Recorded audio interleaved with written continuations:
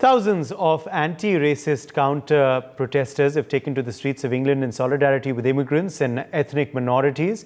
A few days ago, these communities were targeted in the UK. The protesters have been seen holding placards saying refugees welcome and reject racism. Far-right groups have appeared more subdued after several days of violent anti-immigrant riots. Authorities have warned that rioters will face steep penalties, and police officials have braced themselves for these protests.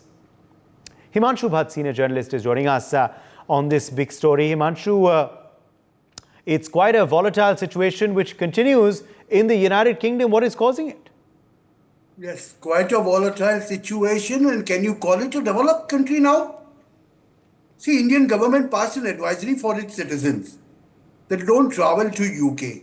Generally, the Western powers used to say, okay, for the third world countries, we pass our advisories for our citizens. That don't travel here, don't travel there. In UK, it has become free for all. The reason for that is, before that, would I give me a few seconds and I'll give you a small example. Hundreds of years ago, when Zoroastrians came on the coast of Gujarat at Sanjan Bandar, they were waiting for the king to give them permission to come and stay there. The king, very wisely, he wanted to see how these people are. So he sent them the glass of milk. And what this Zoroastrians, which we call Parsis today, Ratan Tata belongs to that community. It's a real minority today in India. And what those Zoroastrians did, they mixed some sugar into the milk and sent it back to the king. The king tasted the milk and he said, okay, let these people come in.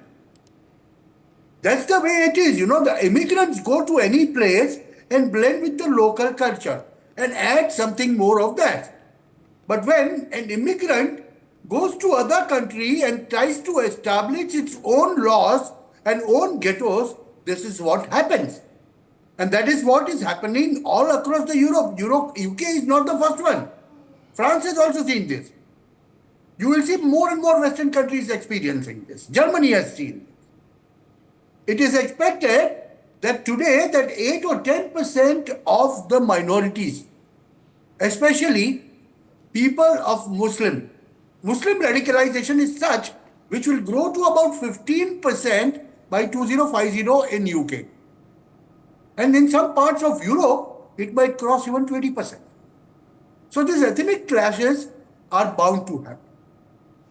And I will not be surprised if there is, England sees something of a civil war coming on their streets once again. Because what has happened is, the fierce nationalism, which was there in certain countries' people, is returning back. Because of this invasion of immigration, they feel that their culture, their civilization is been overtaken or been crushed by the immigrants, and on their money, these immigrants are thriving. For example, in a place like UK, you have a law, immigrants get money. The more the children, they'll get more the money. And that is paid by the local British citizen. And that is what is hurting them. This is just one example that I give. So it's going to happen. This Islamic invasion of Europe is going to take its toll. Whether we like it or not, we have to accept the bad facts that radical rightism is growing in Europe and so in UK. And they will want that land back. They will say, enough of this immigration. We don't want these people in our land. We don't want them to, come and, interfere with our civilization. We want to be left alone the way we are. Similarly, there are people who have come in and who are a sizable number now. So it is going to clash. There's going to be a clash of civilization that is going to happen. Whether it happens first in Germany or Britain or France, well, we don't know, but the indications are it's going to happen. Ethnic fights are going to be more and more frequent in a place like UK. Yes, Uday. Appreciate you joining us, Himanshu, with your perspective on that story. For more such videos, subscribe to the NewsX YouTube channel, hit the bell icon.